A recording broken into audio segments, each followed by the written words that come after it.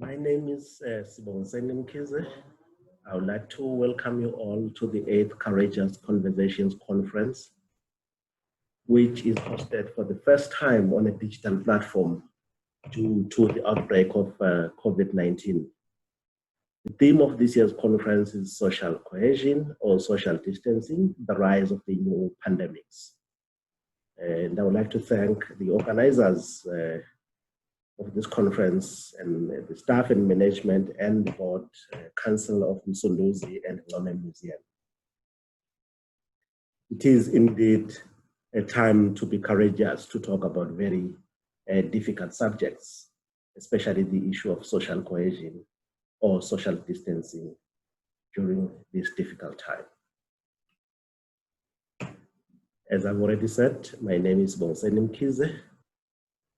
And in my keynote address, I tried very hard to be as relevant as possible and as close as possible to the theme of the conference and to look at the pandemic or the pandemics as it were that are engulfing our society, looking at disruptions, looking at discordance, and the opportunity to imagine a new society, and how COVID-19 has accentuated a multiplicity of conflicts that have already been underlying for years, contradictions and contestations within our society.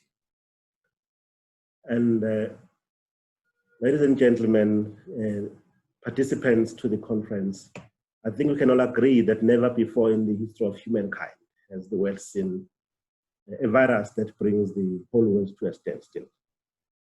Of course, I am cognizant of the fact that even previous generations that experienced disturbances of this nature in the form of plagues that engulfed the world centuries before this century might have felt the same, that it's unprecedented, that their lives were disrupted. And the rapid spread of the virus has brought with it fear and uncertainty, more especially for those who were already experiencing socio-economic and political marginalization. We have already seen that in our country since the outbreak of the virus and the declaration of the national state of disaster, which then was followed by the lockdown.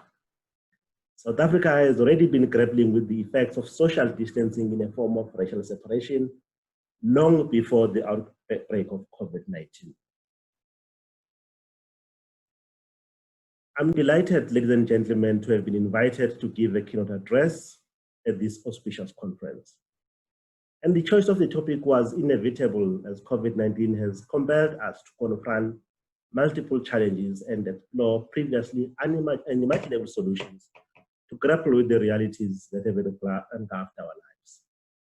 We have found ourselves being challenged more than ever before to devise solutions to deal decisively with not only the deadly virus, but also other pandemics that already existed within society, such as racism, inequality, poverty, corruption, and gender-based violence. While I may not provide answers to the questions raised in the theme, I'm hoping that my talk will stimulate a vibrant discussion about the pandemics and its impact not only on the arts, culture, and heritage sector, but on the society in general. As mentioned earlier in this presentation, the pandemic exacerbated and amplified already existing societal challenges and conflicts. To use the COVID-19 lingo, South Africa had its own peculiar comorbidities long before the outbreak of the pandemic.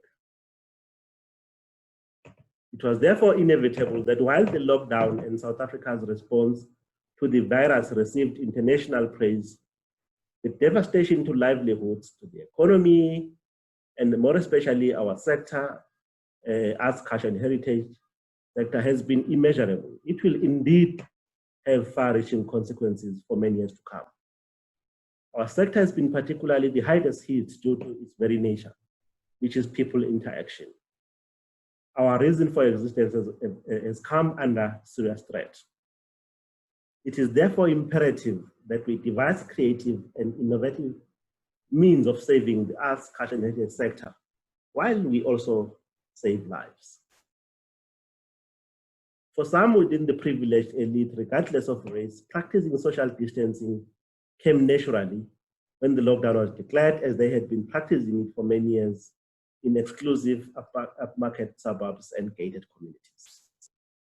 However, social distancing that accompanied the lockdown left the poor and the disadvantaged feeling vulnerable, frustrated, exposed, and angry. And it is very sad that this is happening in a country that has been striving for social cohesion and adherence to constitutional values since the 1990s.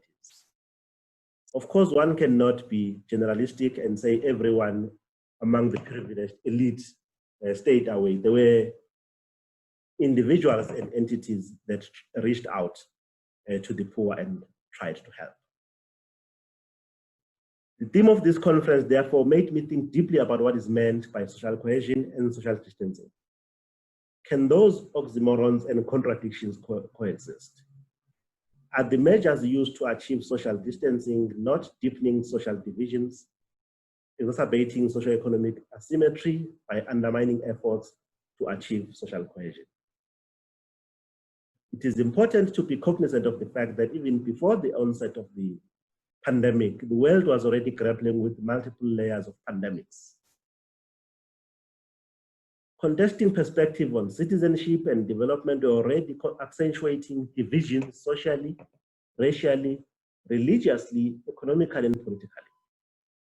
We saw during the COVID-19 pandemic, at the start of the lockdown, that your citizenship determined your access to resources or relief from the state.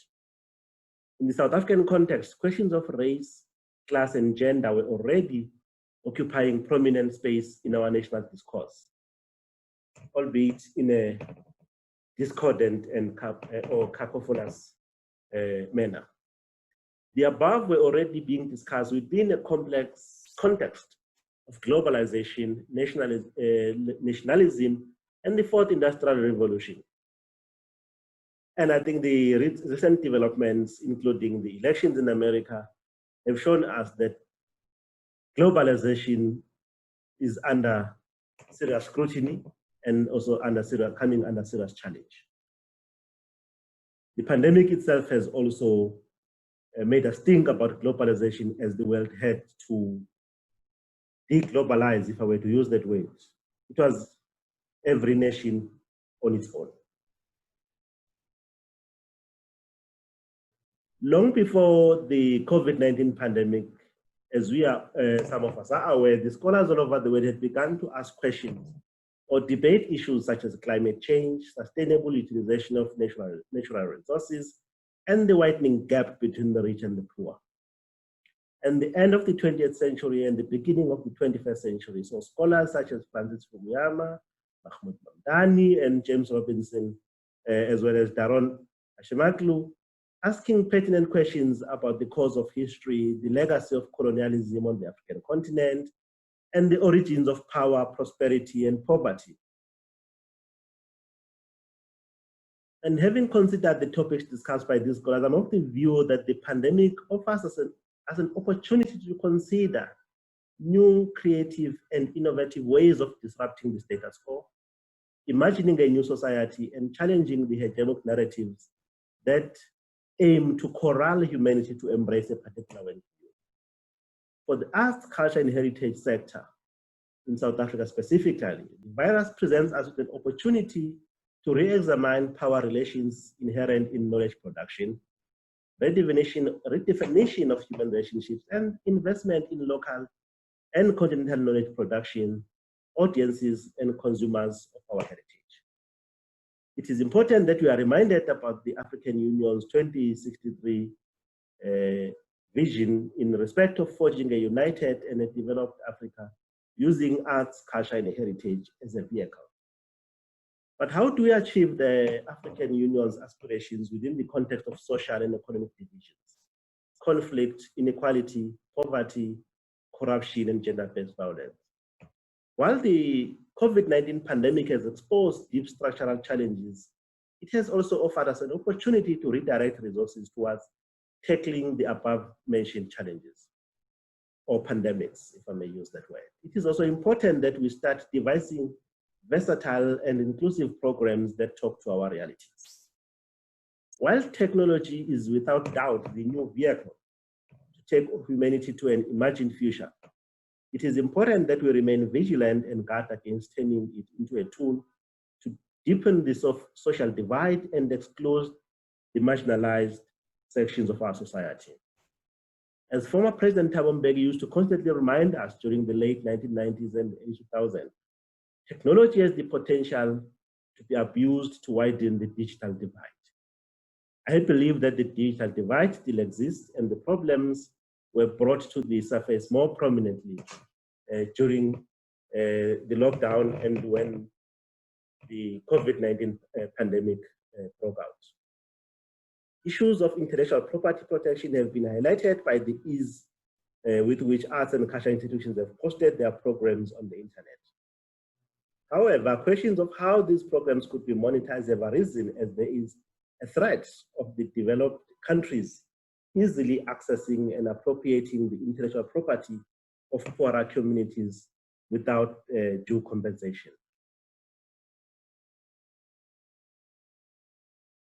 But what we must also bear in mind is that COVID-19 has thrust upon us complex questions of trust, legitimacy, and dignity in respect of how we carry out our activities while simultaneously striving for innovation, long-term sustainability, fiscal stability, and artistic or cultural creativity.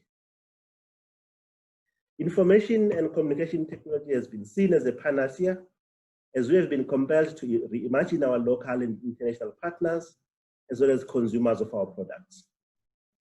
While technology has enabled us to maintain contact with communities beyond our immediate environments, it has its own limitations and has exposed our institutions for their failure to invest in local knowledge production and audience or visitor development.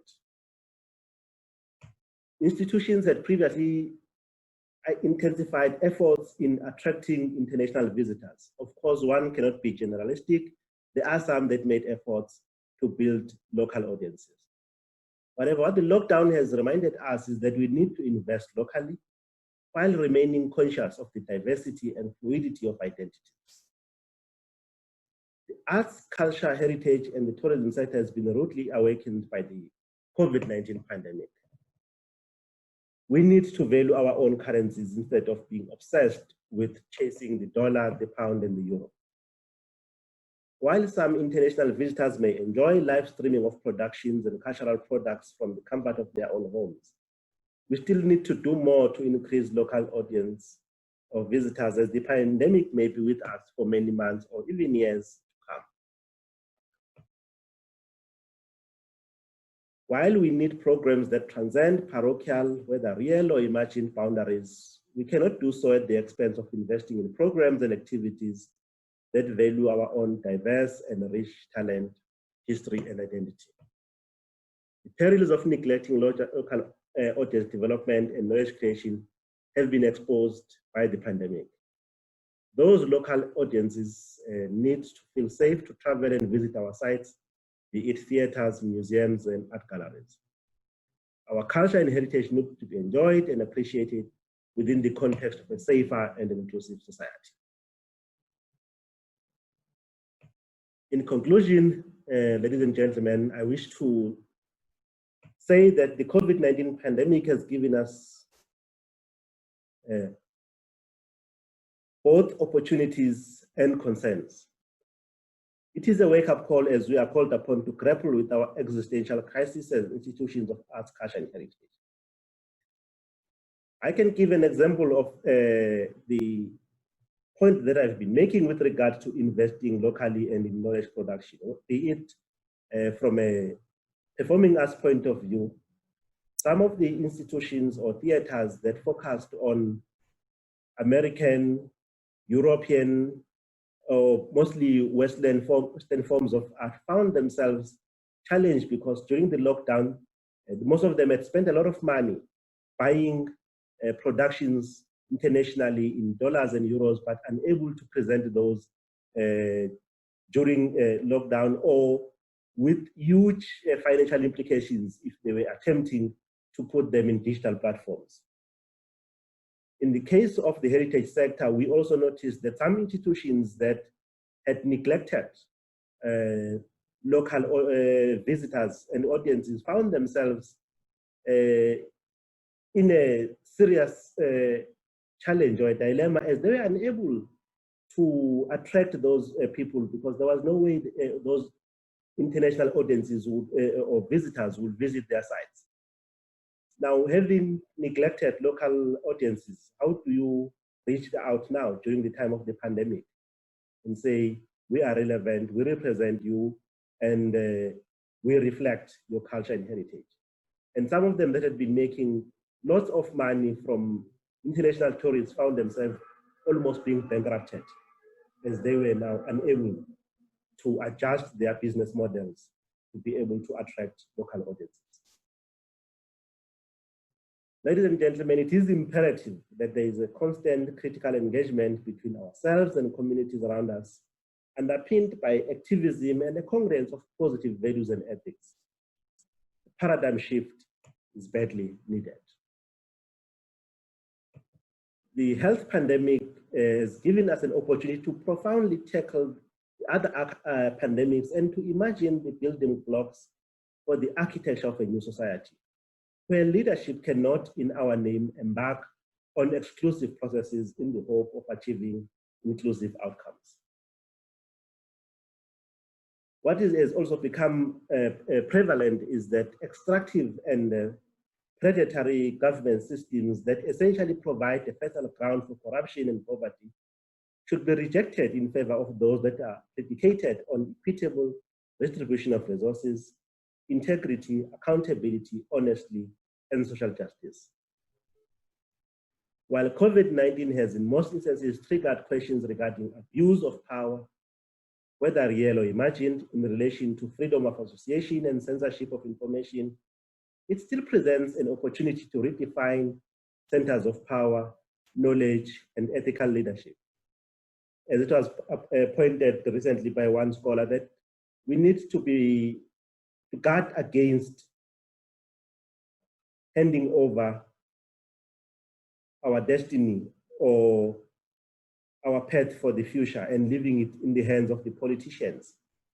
We have a responsibility as citizens, as intellectuals, as scholars, to be able to contribute to knowledge creation, to contribute to where the country is going, instead of leaving everything in the hands of the politicians, because you end up with a state capture phenomenon.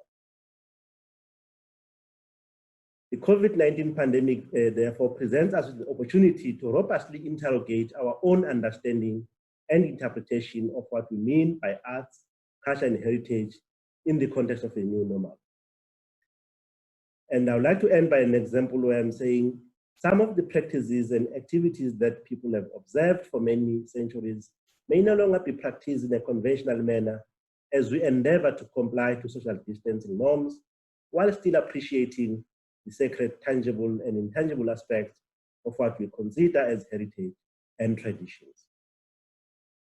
Ladies and gentlemen, on that note, I would like to thank you for giving me the opportunity to deliver this keynote address, of course, in an unusual digital form, but I hope that the points that I've raised will be able to stimulate a vibrant discussion with regard to the COVID-19 pandemic and the other pandemics that have engulfed our society for many years, especially gender-based violence and corruption, which for me, I still hope that at some point we will have colloquiums and workshops to actually talk about how the scholars, especially in South Africa, grapple with the issue of corruption and how we challenge the narrative around corruption. Because as a person who occupies a management position and has been doing so for many years, I've seen quite a lot out there and would like to actually share my experience at some point with regard to what corruption has done for our society and to our sector. But on that note, I would like to say thank you very much, and I wish all the participants all the best with regard to all the deliberations during this virtual conference, which is the 8th Courageous Conversations Conference hosted by Msunduzi and Ngome Museums. Thank you very much.